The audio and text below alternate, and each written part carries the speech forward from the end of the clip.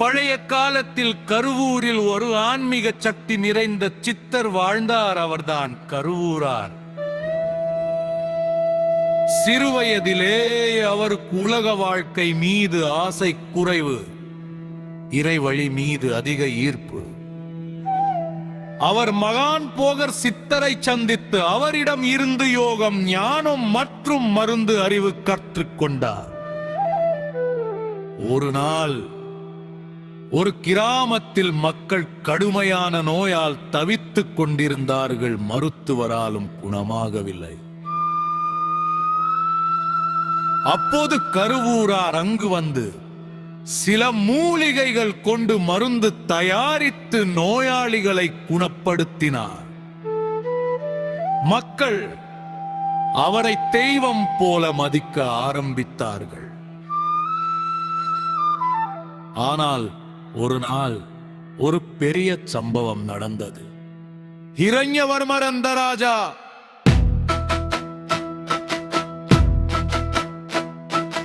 கருவூரா ஒரு சாதாரண மனித என்று நினைத்து ஏதோ காரணத்தால் அவரை கைது செய்து சிறையில் அடைக்கச் சொன்னார். கருவூரார் சித்தர் என்பதையே அறியாத அந்த ராஜா தனது தவறை புரிந்து கொள்ளாமல் இருந்தார்.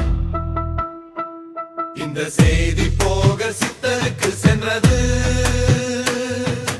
கனருவே அவர் ராஜாவை சந்தித்து, அவர் என் சீலர், அவரை விடுவியுங்கள், தேவையானால் நான் பொன்னாக நஷ்டமோடு தருகிறேன் என்று கூறினார். ராஜா அதிர்ச்சி அடைந்தார். போகர் மாதிரி பெரிய சித்தர் சொல்லுதால் உடனே சிறைக்கு சென்று கருவூராரை விடுவிக்க முடிவு செய்தார். ஆனால் சிறை கதவு திறக்கப்பட்ட போது உள்ளே யாரும் இல்லை. அனைவரும் அதிர்ச்சி. ராஜா பயத்தில் நடுங்க ஆரம்பித்தார். இவர் சாதாரண மனிதர் இல்ல என்று அவன் உள்ளத்தில் பயம் அதிகரித்தது. ஆனால் போகர் சித்தர் அமைதியாக சிரித்தார். கருவூரா, வெளியே வா என்று அழைத்தார்.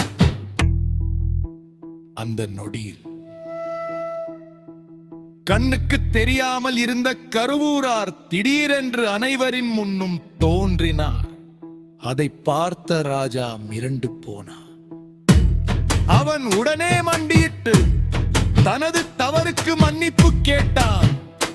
அப்போது கருவூரார் அமைதியாக, அறியாமையே மனிதனின் பெரிய தவறு, அதை உணர்ந்தவனே உயர்வான் என்று சொன்னாள்.